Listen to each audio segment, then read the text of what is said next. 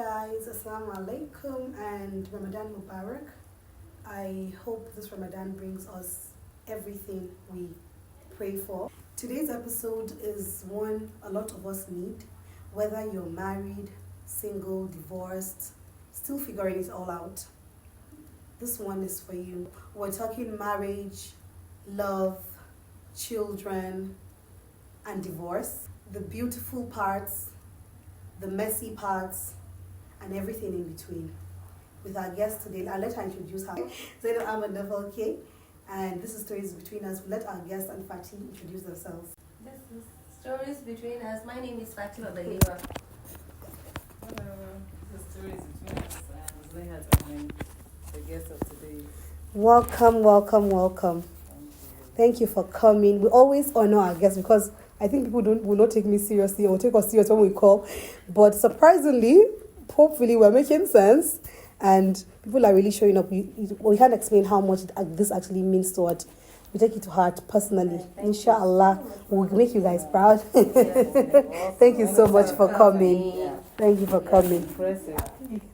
We appreciate you so Thank you for honoring me too. So, guys, how is Ramadan going? People that are fasting and people that are not fasting, how are you all? We hope you're all good.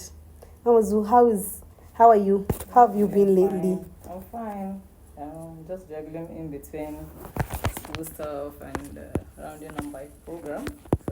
So We don't know the program. You have to tell us which program. Which program you are doing. Yeah, Okay, so I'm mashallah. project now.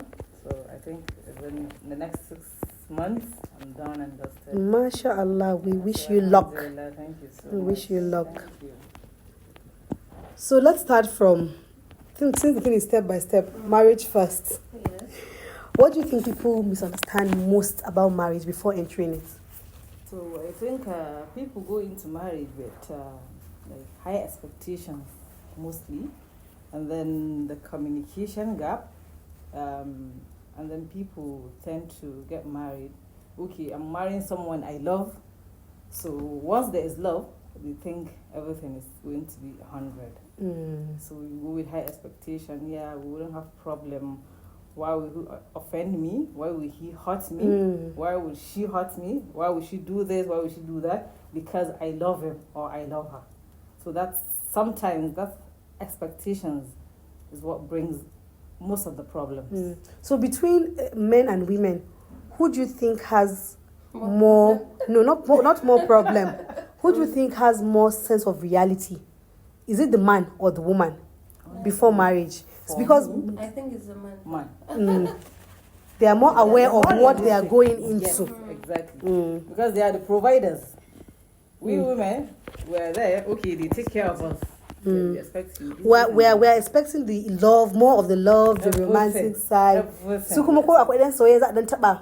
When kuma reality ne. Akwai boundaries. Akwai boundaries. Yes, they come back to like this is Exactly. reality. So that is when last supporters to just nemo kudi see why so they are always realist, most of them. Most of the time then when she try love why when she gama sai ga babu love. Dan yake ragewa. Duk hankalin shi na wurin neman kudi and Yes. all. I So tell. they provided for his But family. do you think that actually stems a lot of problems in marriage? Yeah, gaskiya it does. It does. Sosai ma because mu kama mu mata kin ga muna son attention. Muna son money kan son love why. So Ko da ba ko da yaushe ba. So I brain this is So wired. already it's wired, seeing it tapping out. Yes. Kawai okay ina son ki. Har ki It's ya happening min out. and all zaki iya zama maman yara na and all so kawai ki zo ki zauna gida. So once ki shigo gida, the next thing is hidiman gida kula da shi and all. Shi kuma already his brain is wired. Kawai neman kuɗi ina zan samu kuɗi to provide for his family. Amma, do you think that makes us, I try to say it here, we're not realistic. Does it make us not realistic truly? Or kuma, we're actually in our own self, like we're believing our own truth, saying Exactly. we actually want, this is what we are made of. This is what actually drew you to me. So why is it that in Zumushugo Kuma you are tapping out? And now I'm not realistic. It's about the reality ne. Zama ne ba mai karewa ba. Like yau gobe baki ma san yaushe zai kare ba. So ai you shouldn't expect cewa shi yanzu ya zauna. Yanzu namiji ya dawo ma ya gaji gida. If this is zai zauna ya kama wani maganar love da wai ba. Ka ni na su ko in ga dan shigo dan yi hugging dina wani baki san me ya dauko akan shi ba ai. Sai kin san me ya dauko daga wurin inda ya je? Kuma kin san su da ba su iya faɗan suna copying emotions su. Exactly. So sai kiga wani lokaci ba su expressing emotions probably if maybe kuna da wani bond sosai probably ke zaki iya ganewa ke kalli fuskar shi kin san to something is wrong. Normal person saba dawowa sometimes with a smile sometimes zai dan yi wasa da yara and then ranar kin ga ya dawo so you read his mood. A lot of women ba su kawai ya dawo ya daura fuskar ta kawai sai ta daure. Shi ne babban problem most especially mu Hausawa muna da wannan pride sai ga ya dawo kawai ta gan shi a daura fuska musul a to me ya faru kaza kawai ita ma sai su dauka ko da ma su tambaya ba just do something that you know would relieve his stress because level. You know him. Ba sai kin timace me why just leave him alone. Just do something that will soothe his stress level. What do you think are some signs that a marriage is actually struggling? Signs that signs that between couples. What do you think are the silent signs that a marriage is struggling, but we're just trying to achigaba? Yeah, well, I cannot say that like it's a broad. Yeah, it depends on the couple handling it because you have to be with them to know they are struggling. If you're not close to them. This will go number one. If kika je gidan mutum kika he's not comfortable, yana so there is a problem. Yeah, something like that. He's not comfortable in his house. Kin gane mijin shi yana yana daki baya so ai motsi ba akwai problem. Ba lam take ba. Allah. Sometimes ai mata wasu ba su son bako ya zo gida mijin sunana.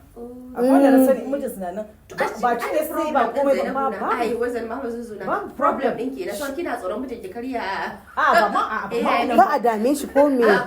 Kisan maza suna da wani irin hali. Wani yana gida ko shi ko bako bi so ai. Ba so da so idan ta ga bako ya zo sai ta zama ba wani saboda ne tana tsoron kai ya fito ya zo ya ce zai fada ko wani abu amma ba wai suna da problem bane ko shi haka yake bai cika sai gida ki dinga kawo wannan ya zo wannan but kuma it's personal space to be honest in kin san yana nan in kin san yana nan I'd rather let's meet up at a restaurant, let's meet up somewhere mu haɗu mi labarin mu in kuma impromptu ne ni ma gidana ne ka dawo da amma ba bai planning ba ni na ga na yi planning dina ba zan ma buta kanka ba a wutan har ka gaba na amma kuma in abin da kuka yi planning ne kun san lokacin shi ne you can adjust walk through wannan abin ku haɗu da wanda ku haɗu da ita ko shi a wani wuri is there alone time inda je gidanka da ka kasa sake wannan duk sai inda sai ga kamar miji yana takura maka wala ba ta ko daya wannan so this will be the last question on marriage. Let's wrap it up because we don't want to be talking about marriage. There's a belief that we are a marriage, but we have to talk about it because what can we do?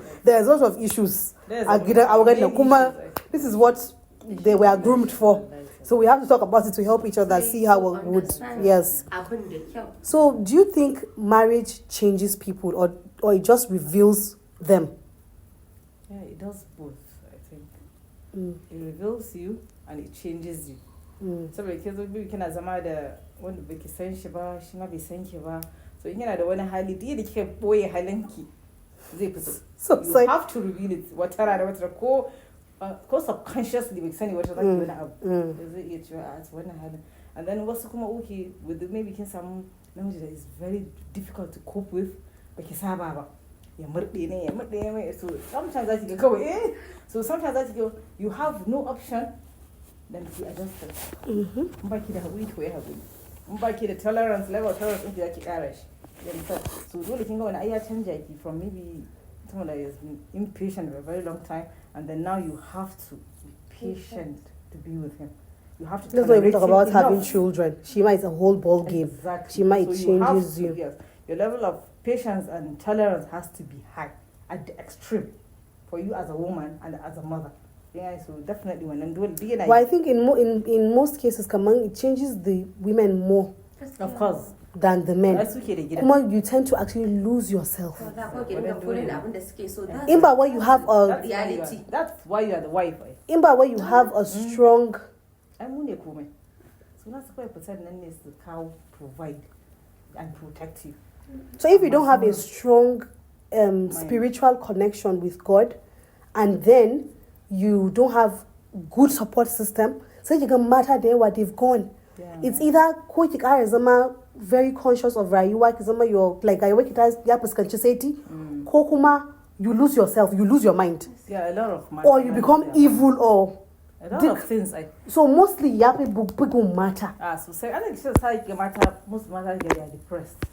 Wani ka ga a cikin mutane sai kiga kaman kansu bai tunani daidai. So what is it not better for you to ko kuma it's not better because if you leave the situation yanzu ga yaga it's going to be even worse. Shi ma wani ki je ki samu sosai or even worse. Exactly. So men are men. Marriage is marriage. It doesn't change. Exactly. Cooking is just different from people to people. Two different people. So you still go and okay, this one she must have a she can come and can check about another like. When she won't kind. Yes. So do you think couples should prepare for marriage the way they prepare for their weddings? Exactly. That's the major cause. People, all this therapy that is very good. It helps. Kuma 99% of our house are in therapy. We don't do it. Me, let me tell you, I just got married. I was very naive. You don't know anything. I didn't know anything. I was 23. So I did not know. I was following a milestone in my life. What else? The next step is Aure. I didn't know Jack. Kuma, my mom is late. I was just alhamdulillah calling for that. Allah yasa. I don't know. Allah and he gave me grounding. Exactly. But a lot of people started young Suma. They started naively. We started naively. Most especially mama. Babu sauna ba ko da support sun iyaye ba su faɗa maka me zaka je ka tarar aure ba su ga maka about aure kwata kuma su ma in their house in a gida zaki ga actual abubuwan problems aure iyaye ba su yi ba ka su fito su faɗa ba su yi a gaban ka irin talking about issues din su zauna su yi labari you won't even know you don't know what they do like you don't even see it practically. You don't see it practically. You don't. Sai dai kun dai sako da mama da baba amma ba ku san relationship din su ba. Because komai boyewa suke. So in kin tashi aure ke ma kawai an yi aure namiji zaki aura ke je ki bi aure. Shikenan sai sauki shiga kin ga challenges. Kalla. Sai wasu naka bugo kwatana. Wasu shiga wuri masu kuka suka tare to auren za su iya. A lot of ga wasu suna da yake a cikin aure. That's the issue. A lot of them. Wasu suna tsoron fitowa society. Kin fito aure kin yi waye there are a lot of things you see outside amma sometimes it's better outside than chicken. A lot of women have lost people always say why because of the children. But isn't it better for you to be two sane parents outside than two mad parents inside? Exactly. To be honest, it's not even stable. The kids you have to be stable matters. To actually groom children. Exactly. In ba ba sai a taba society a ce ai ga abin da ke faruwa. It's not as if we're advocating for divorce, but that's the honest truth. Where they are better off divorced than married. Exactly. What skills love faster? Neglect or conflict? Honestly, in my own opinion, I think neglect. Because conflicts, it comes and go. And so once one partner neglects the other, of course, you feel the distance, and once there is distance, love will start fading gradually. Yeah. So for me, I think neglect. And you need neglect. You said neglect. Once one year feeling, yes, you're neglecting it. To be like you be kuma to me, think a hankali, think yana binki ko kina bin shi. Marriage can survive like that. Honestly, probably there will be struggles and challenges, but once you are ready to face it or you feel okay, that's a normal thing, you can go along and then that's fine. But once there's no love, I think there's no respect. Yes. Exactly. If there's no love, there's no respect. I will respect you because I love you. Dole ne wannan kawai in kina son ta dole ki respecting din shi. Most especially namiji. So in life generally. If I love you, I respect you. Yes. duk wanda ba respecting ki, me I feel baka suna ne. Exactly. Shi za ka iya wulakanta ni. Yes. Amma the moment I love you, I would respect you automatically. I think they Yeah. go Hand in hand. Mm. Sosai dole ai dai bai ɗaya cannot survive without ɗaya. Love Zai and yi ba. respect. Respect dole ne. Most especially for men. Zaman ba su haɗa ko su wannan love ɗin mu ne mata. Su respect is their number one priority. Namiji duk abin da ke so a duniya ke respecting din shi. Kin gama mishi komai. Sosai. Shi kawai ya isa ya kai. Haka Allah ya yi su Haka Allah ya biyu. yi su, su That's maza namijin. ne, that's their ego, that's Ko yanzu kin ga their kamar right. yara. Kuma Kina muna da yara feeling maza su. manya. Yanzu akwai certain age da yaro na in ya kai I have to respect him. Saboda mene ya fara zama namiji. Kawai wata ran in na mishi wani ihu ko wani zai yi feeling zai iya taso min ya ga kaman kanmu ɗaya. So I will respect him, give him wannan respect din as cewa is becoming a man. Jinin su ne kawai haka Allah ya yi. San girma ba. Suna son respect. Zaki so namiji kaman hauka. In baki respect din shi wallahi ba zai kalle ki da mutunci ba. Zai ga kawai kina son baki respect din to me kika yi? Ba su haɗa respect da komai ba. Amma kina nuna shi fa shi sarki ne fa. To kin kafa gaba da shi ko ƙarya kike yi?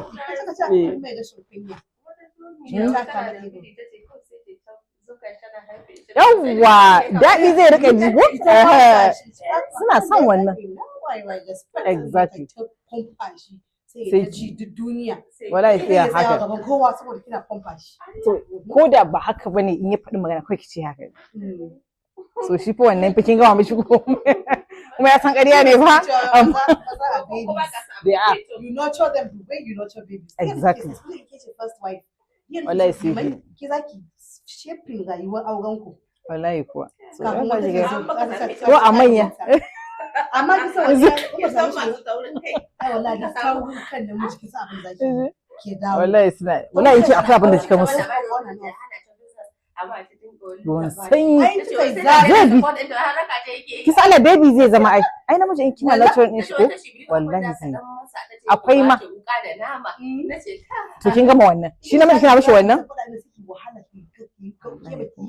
kuma shi ba zai compromise ba kuma ba zai succumb ba akan respect namiji bai compromise respect zai iya komai amma fa respect din dole yake saboda Allah ya riga zai ce mi Allah ya riga ya bashi a man leads I lead so you follow so kin ga kamar mu a arewa an riga an gaya mana dama shine ki bi aljanna ki da gargashin gaban shi to wani ba shi ya fa sa akan shi kawai fa cewa kawai fa dole fa ki bi shi fa dole ki bi shi shine fa leader kawai you are the follower. So with your experience as a marriage counseling, throughout your experience of marriage counseling, we have to bring it up. She was a marriage counselor, so she was a marriage counselor, always a marriage counselor. So do you think falling out of love is real, or do you think it's just a phase that people don't walk through? Do you think love can actually be lost and found? Yeah, I think it can be lost and found, but the problem here is, I think at times communication is what matters. So most of the conflicts, they arise maybe due to you not understanding me, and then understanding, communication and understanding. So a lot of things, maybe okay, we're a couple, and then we're living like, okay, maybe like 20 years being married. It's not easy. It's not easy. Most especially men, they fall out of love maybe with time. He loves you like crazy. When you're like 10, 20 years, you'll be falling out of love. You will need to change. Not that he doesn't love you. He still loves you, but that's how I think they are wired that way. I don't want to say polygamous in nature because they don't even want that statement. Okay, but they can fall out of love. They want polygamous. Yeah, they are, but I was saying that they are polygamous. So that's bata su. Ana bata su. Ana faɗa musu shine suke ganin kuma ba wai ko mace ai shi polygamous. In aka baki chance ke ma zaki canja. Yes. Aguje. Zaki canja. Ni ma haka gaskiya ba zan iya cewa wai dole sai ka zauna da ni kadai din nan kin ma yaudari kanki ne amma yanzu ni ko lokacin da nake uni ko ba na keeping one boyfriend to shin gani ya ban iya ba ina son amma ba zan kula bane ba amma na san wanda yake so kuma ina kan layi kin gane ba iya double dating ba ina son kawai ni ma dai blind loyalty ni ma nake amma fa ina da dan kuma side abubuwa ya tana da wani next wallahi haka ne amma kuma sai a ce ko takura wa maza mata na hakuri ai mata hakuri da mata ke a aure kawai like tunda aiki baki da option kin ga shi yana da option 1 2 3 4 ke kuma you don't have any so once you fall out of love haka zaki zauna dole ki dawo da love din nan you fall out kuma and you fall out dole ai yanzu yana ta miki abu kuma ya zo hankalin shi ya tafi wani wata ai kin ga baki gaban shi so abin zaki wa kanki ke zaki ka suppress abin ki kina consoling kanki cewa I'm a woman I don't have any option to go elsewhere dole shi din nan da shine love of my life ko kin ki Allah sai dai kun rabu to shi zaki in an rabu sai you they have that bitterness the hatred love lost is enough reason to go separate ways gaskiya it is for me because once I need for me in ban san ka I don't respect you and I will talk to you yadda na gada mu abin da ga miki ne episode din ka din na ga miki ce miki in ba ka san mutum wallahi haushi kake bani I don't want to breathe bana pretending I don't idan na ganka zaka yi triggering wani abu da ke zai rika ji ma kaman kawai irin kana suffocated ina kaman kana choking so the more you talk to me kuma zai rika wani irin like I will despise you so shi ban iya son ba ban iya kin ba ni ma haka I don't do in between it's either ina yi I love or I hate in da an ce ba kyau dan zama moderate a lot of people will say no they'll come for you they'll say soyayya wai zaka wallahi ne ba but it's the binding factor of the whole life I don't do in between gaskiya I can't even do it it's either I do love you what I believe Mama Zoo I believe like love itself is a binding feeling of everything it is for you to be spiritual not religious you have to actually love God exactly you have to love Allah soyayya is a binding factor of everything in babu wani love din dishin ne kake yi wala shi so I ibadanki aka ce in a ibadanki you worship him with sincerity shine wannan san kenan na tsakani da Allah san annabi san mutane around you that you love genuine love it's not fun to sing pretending sai ni to ba ta ina iya pretending ina son jane ma ina yi har so zo fara ma san ka nake dadewa bana saka amma in ta ba kaina hakuri ta lalaba kaina da ta me when is divorce the healthiest option honestly I think there's no healthy divorce in my own opinion because whatever will lead to divorce for a couple is something maybe tragic, violence, disrespect, you fall out of love. So I don't think there's anything healthy in what I mentioned. It can be probably, okay, you can have a mutual understanding of the divorce. Okay, I feel like I've fallen out of love with you. This is it. Okay, maybe I can't tolerate the abuse. I can't tolerate this. No, there are people that fall out of love. He just feels he wakes up in the morning and he feels he doesn't love you. So what does in this case? Sorry, before we answer, if one party falls out of love, what happens to the other person that is still in love? They don't care. Most especially men do that a lot because they are selfish. They are selfish in nature. You can easily fall out of love. But a woman, I think it's very rare. Because, okay, let me just give you an example. I have a friend. I know even if she hears this, she will not feel anything. It was recent. So when he wanted to marry her, I think he thought he was marrying a queen. She was my very good friend, my bosom friend from secondary school. He was like, her first marriage? No, it was her second. Okay. So her first marriage she did, but she like okay, she took up her love. The day he got married to her, I think we got married. I think I got married today, she got married the next day. So it was like when I went to her house, I was like, hi, like I got married to this person. Like he prostrated. Yes, a Jedi go there, Allah ya bashi ita. But here they are with Allah ya bata haihuwa sai da shi. Mata yara biyar. No. But last week she called me while I was with Ina in Abuja. I'd like to tell me he divorced her. I was like, no, it's not possible. Not the person I know. I was recalling when he told me, yeah, Sujudu shukr for you. So what happened? He worshipped her. Like I call me Agabani because they call me chief judge.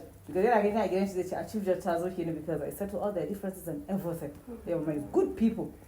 So abin ya taba ni like I was like 5 children mata bai ishe ka as namiji kai tunanin wannan ta zama jikina har abada mu zauna ko ban santa.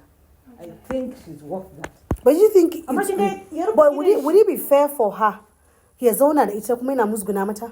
Ko bai musguna mata ba akwai irin zaman da za su yi for the sake of understanding. Yara mata ba wai maza ba. I think that's where the partnership actually comes. That actually is a partnership. I want 1, 2 or 3.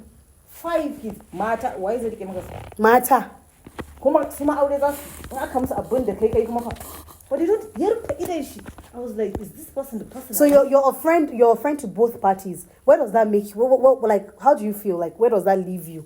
Honestly I didn't call him. I told her to turn so you chose sides. I chose her yes I chose her yes 100% women for women. Nace kai ya kira ni saboda in kira ni abin da zai ji zan ƙara bata komai because I was hot. I was part of their journey from beginning to end. So aka mata she didn't ko mamanta bata kira ni ta fara gaya cewa ga abin da ya faru. I'm like so kawai ki addu'a. That was spoiled my day. Wallahi rana my like one part Amira.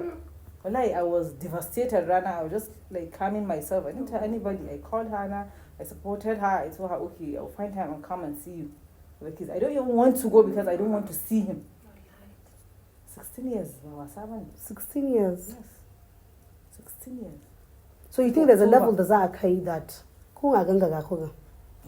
A dauki gawon mu kuga? Kawai. Saboda idan kika tafi wani wuri kika yi aure, yaran nan biyar suna wurin shi. Wannan mijin yana son attention. Can ga yaranki. So it's not possible. Hankalinki ya rabu and you're growing older.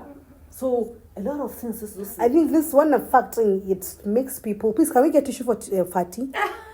Oh, Fati is so emotional. Fati is so emotional. I was like,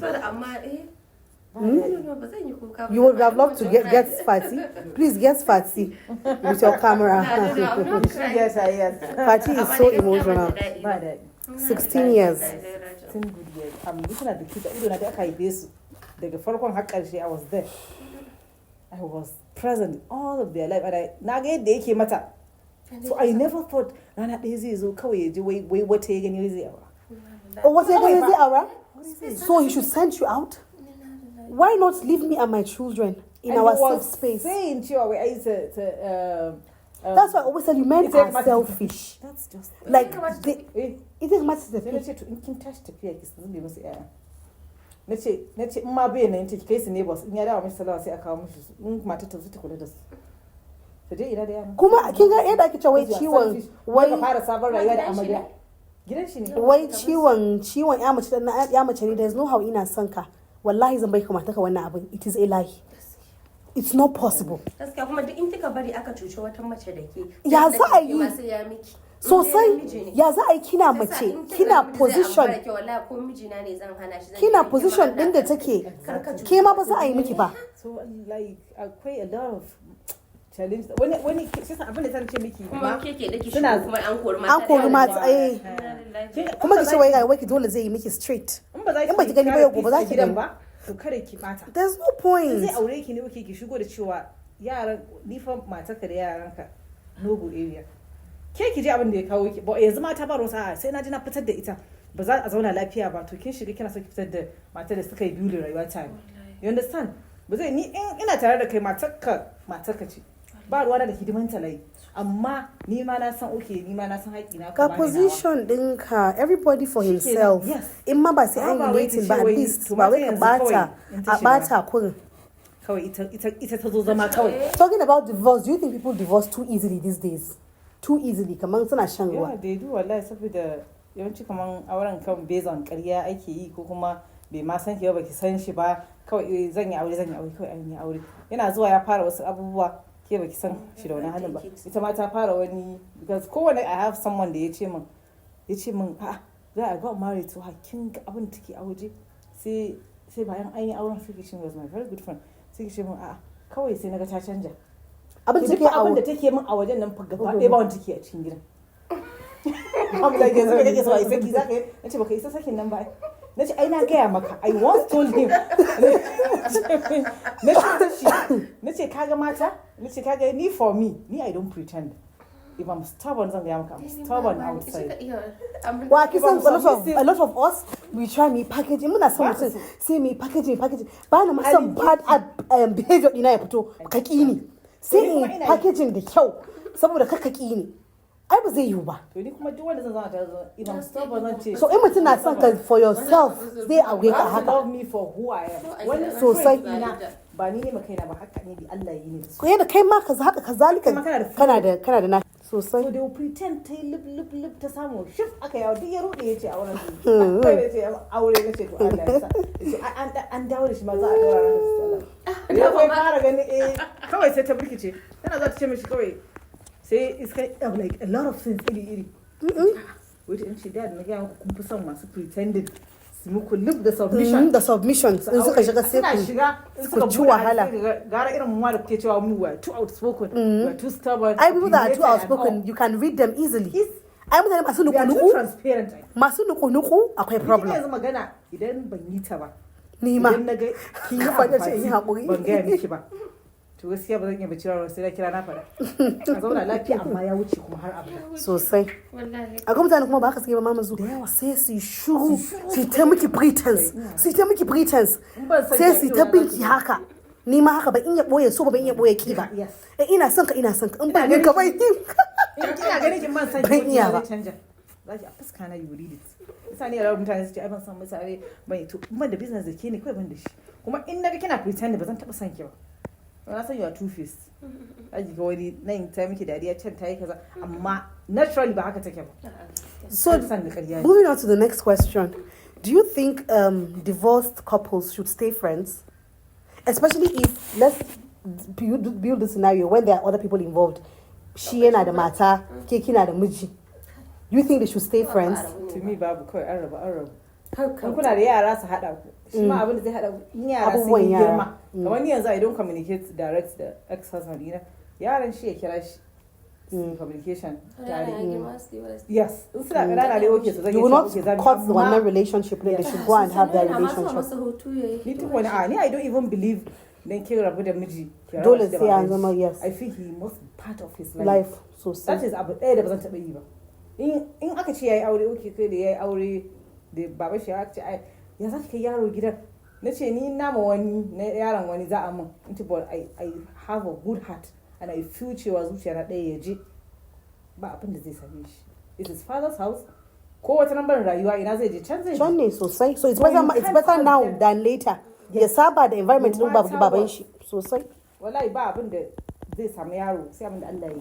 Sosai ba dabarar ka bane ba. Sosai. So amma magana irin mata su duka bari cewa yaro ba zai je wajen baban shi. Sunan baban shi zai ansa ne da aka ji. Sosai. In ya girma namiji ne wallahi da kanshi kina gani zai deviate. Ko ba su ce masa ta nema babanta. Me ma ya ce gara mata suna da like that bond. Bond da maman shi. But a man wurin man din nan zai tafi. Sosai. In ya tashi aure and all. Finally, on divorce, do you think it's possible to like heal fully after divorce? Is there any point that you get that you like, okay, alhamdulillah, I've passed? What are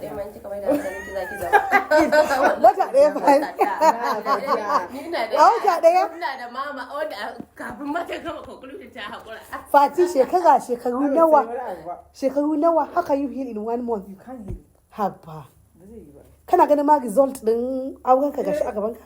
Kisan kuma like but it depends on the kind of the person kuma kind of yadda kuka rabu amma da yake ayi rabon mutunci ba fada ba ana rabon mutunci dama ana ko ni yar shi ne rabon mutunci take okay amicably it was an understanding ina magana yanzu ni da shi zaki zaci wa friends zai ga yeah kaga sometimes yana tsokara ji hajjaji waye wa irin like zai kira zai magana normal when he got married he called me Muhammad he wants Muhammad to be there na shirya shi na kai shi na ce je tafi yaje suka yi bikin suka yi komai an daura aure ni kira shi na mishi Allah sanya alheri an dawo so me kuma I don't want any grudge na gama sai a ce ai to kina tunanin ko ce in koma ina tunda kuna da wannan understanding din ai in nayi gaba to nayi gaba ne ba magana ni koma baya sometimes rewind is a good. You don't believe in rewind? I don't. In the past. In fact, second chance wani ban iya bada abu irin da ce ababu kyau dai ka ba mutum ba. Second chance. Because I'll give you my all. Kuma at the end of the day maybe what you projected would eventually happen again. So why would I go back to the same hour that I couldn't take it? I can't go back.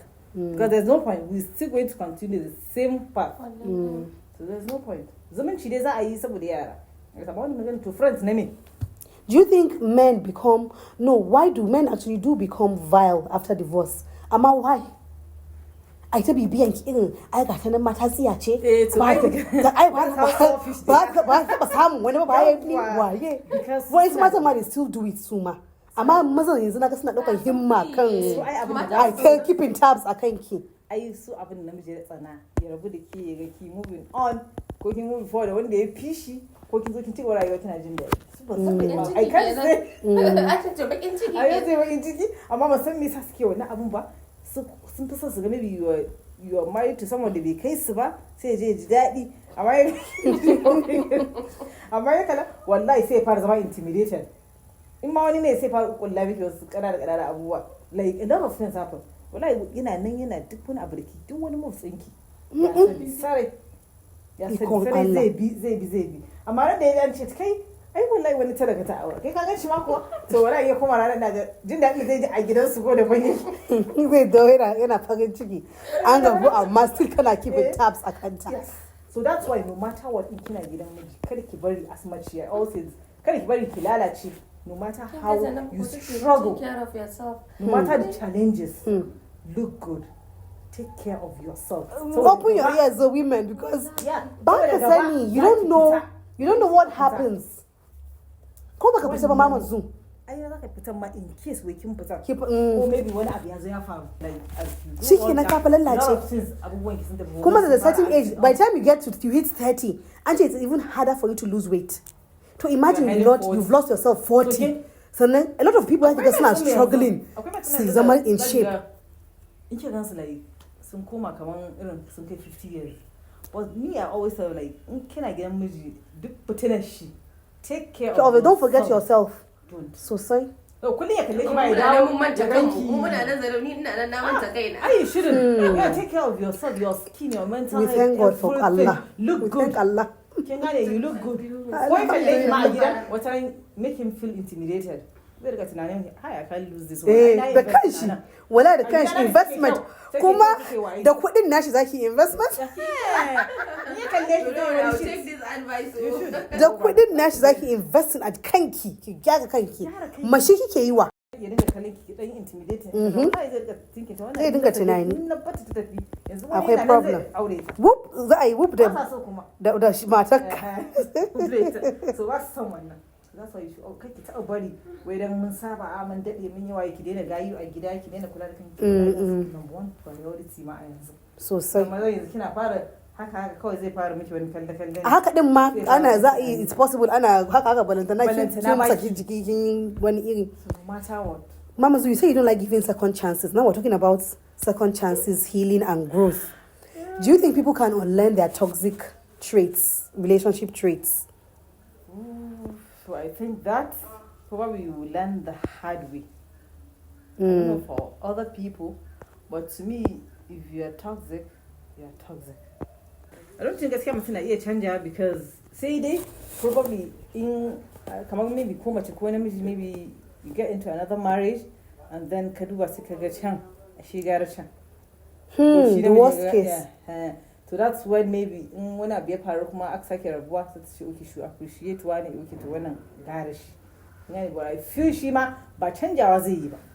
Zai rage zai adjusting ne amma as time goes on in halin na yana nan zai ƙara fitowa. I think that's it. Yeah. So you feel people don't change? Is that what it means? In mutum ya kai certain age like sai dai maybe ya zo da rashin lafiya ya gane rayuwa cewa ya kare ba wani abu amma wannan abin yana nan wallahi wani zai wannan halin whatever it is sai ana ragewa wancan za a dina bai function completely but za a dan rage kaɗan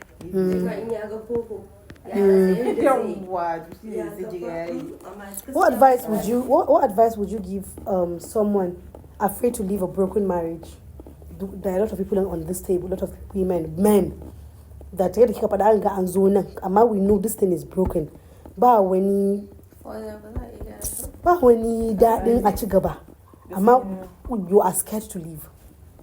For that, I feel there's no advice for that, because you do what you feel is right for you.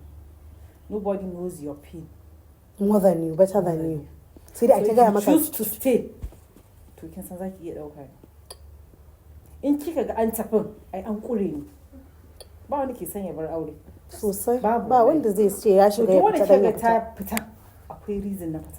Even though akwai wanda suke fita saboda son duniya, a mijin wanta ya fi ko kuma a na hango wani mai kuɗi sai kin fita zai ga haka bane. Kin gane? Dukan wajaji.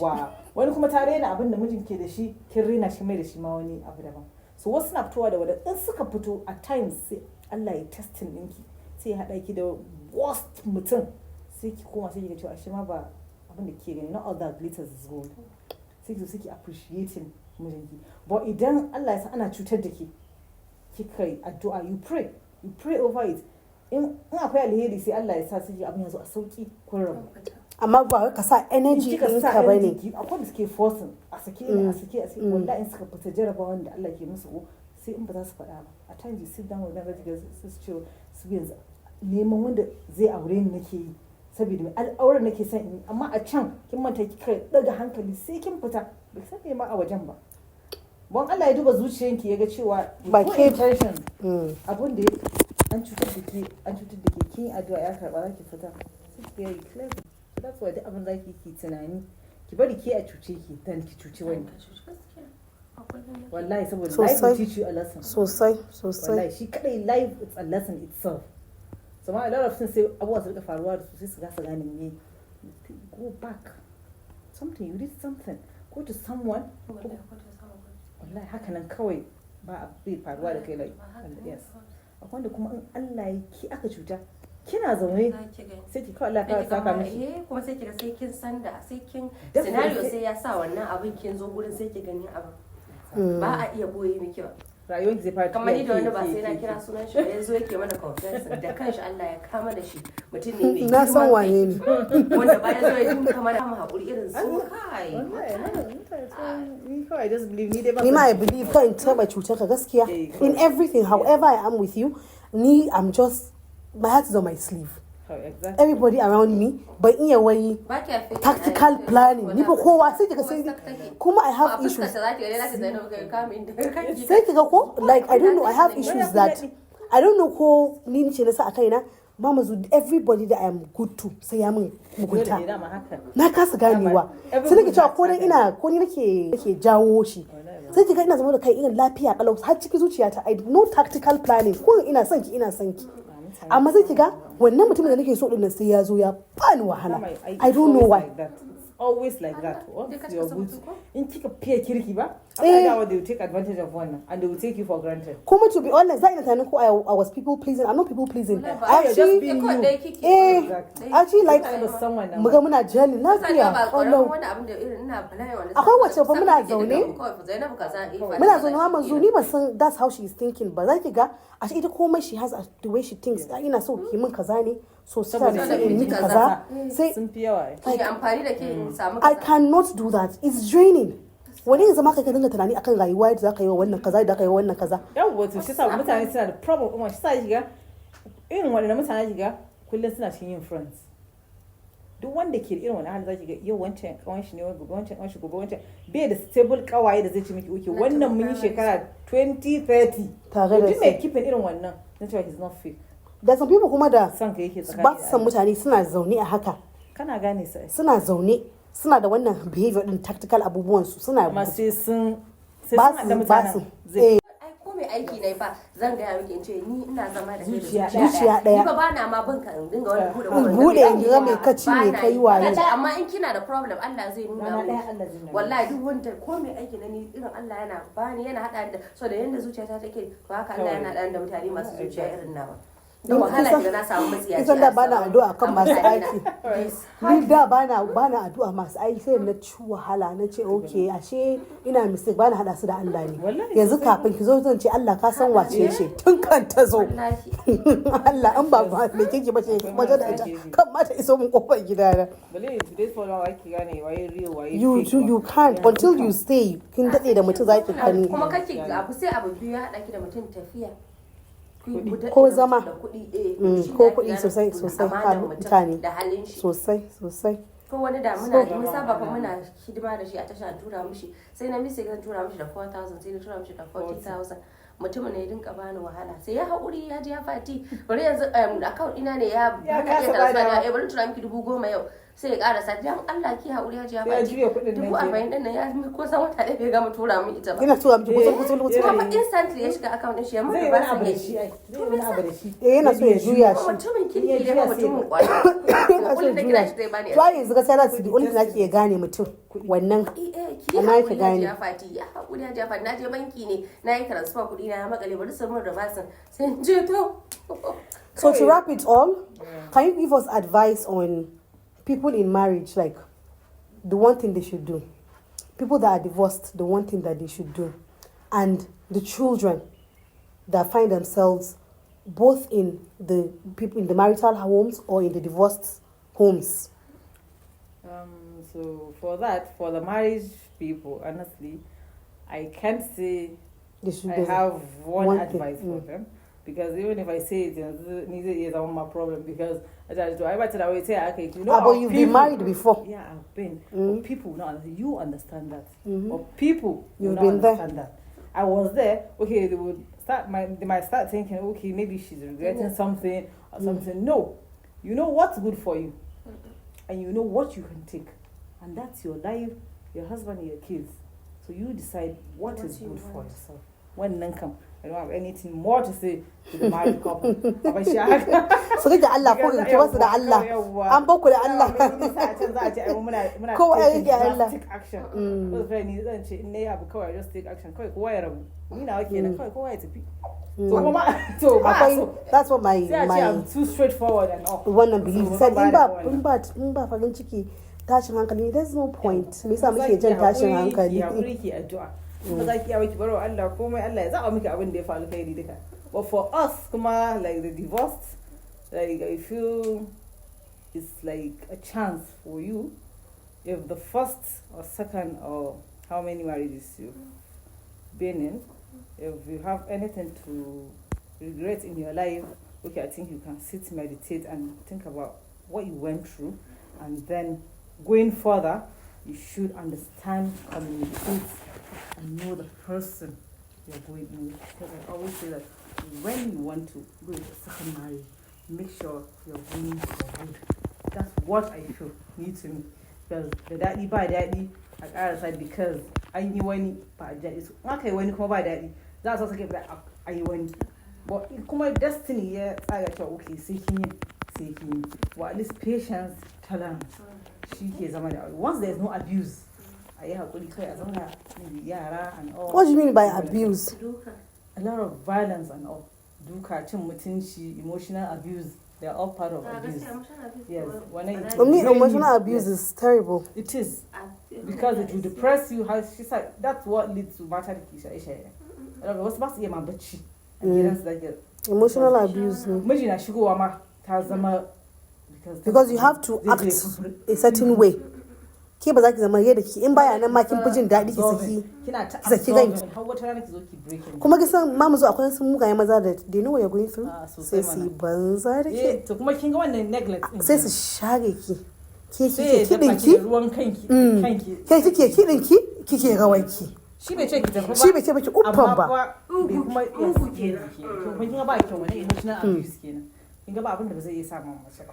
So love so yara kuma na I just feel there is one question that nake so muke akan yara in gane how I don't want control not control come on correct them and still maintain an open and loving relationship.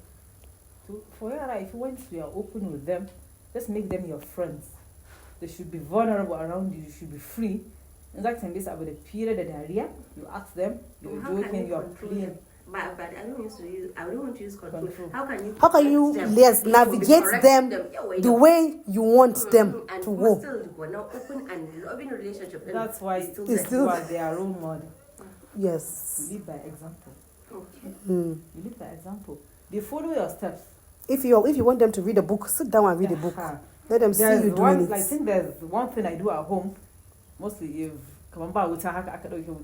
so ya zama kamar yardstick ana ɗauke wuta zan ji ba daɗi ba ana kawo wuta sai ce alhamdulillah sai zama min nawa so sai yaro ya tashi da ana kawo wuta da gudu sai zai ce ni an kawo wuta alhamdulillah so I now told myself sai zama shi ma ya sick sai na ce okay so abin da kake yi fa shi suke daura suke. Yes. So you cannot teach them without showing it. Example. Without you live that it. exemplary life for them. Children are very observant. Kuma da this word da nake using kar ka buga min hankali to sai na je na faɗa. Ha ni ma baki gane na yi posting video Hamud. Ina cewa ba na so dinga zagin su sai ce ku kiyaye ni fa ku kiyaye ni. Hamud kullum sai ce mom ki kiyaye ni. Like the gaske it's what you do that they do. There's nothing more, nothing less. You have to do it. You have to do it in action. In action. You live that exemplary life for them to follow. You have to read the Quran yourself. If you want them to do anything. So the Shema is a key example. Za mu fita muna jiran shi okay sorry surprise birthday za mu mushi to ya tafi sallar magariba sai muna ta sauri ni da fari na dauko shi a islamiyya muka je muka kuma kisan gidanki nace za mu je so da kar ya gane nace za mu je gidan mama Zul sai muka yi sauri muka shiga da abu sai fari ya ce mami karki da mu karki sauri sai mun ji an yi sallama a masallaci wai yana yin wani sallah bayan an yi da sallah guda biyu masu kyau mami ki sauri to kin gani ko so dai na bin shi masallaci kin ga ko sallah sai ki ga yara da moment suna girma suna za ki ga sun fara gwada sallah. It's something we do every day. So I think suna kankana da suke fara gwada sallah. Aka kuka yi sallah. That's the best. Ba wani advice. That's the best. Ba abin da wanda zai kara gaya miki. Yadda kika dauki suna bin sallan mu haka yadda kike sallah. Do every single thing. Kuma kai kanka you become somebody. Because of them that you fara gather character. So you have to be intentional. Stressed. Something triggers it. Something. So when I have da an zan da kifa din sai ta ce wai no mommy da amma yanzu da kike ta dauko ma ta ce gashi ta ya ni ma da ce fa ni to sai da if I'm yawa that duka is okay. But duka ni yanzu magana kawai yanzu. So what you would do what I learned this year is that last year when I'm too stressed I isolate myself from them. Exactly. Because I bring out the worst of me when I'm stressed. So say in clearing kaina. In clearing kaina, I now become normal. Sai zo da su mi magana normal magana komai ya tafi daidai. Amma ba sai kiga na fito da nan bad behavior sun nawa kuma suna gani shi suke dauka. So but you have to be you have to be intentional. Intentionality. Just live by example. Live by example so you give them the example. Ke zaki because ke zama da su kullun a gida. Ke zaki su da ya follow. Abin da kike suna kalla. Wasu je gaban ba su sani ba ko sun san komai. You have to be intentional. Moment like in you should have a reminder of what will bring you back to what you want.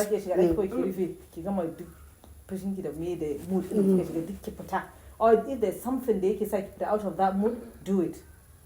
So in ki ba abin da ke bana shi shine ka ce ayi a baki su kibce su bar abu sai su bata lokacin nan sai in ji na kasa hakuri ko ni ina so in bari a lokacin da bai ba zan yi ba.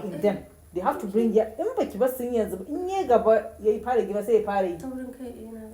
Akwai abin da ke sa abubuwan yara ne just let them do if it's not dangerous for them let them do it. Ba ta guri yanzu na haƙura da shi ina da white chairs amma yanzu da haƙuri. You cannot control you cannot control this all. Guys, this episode is not ending. Like we wish we should continue and continue.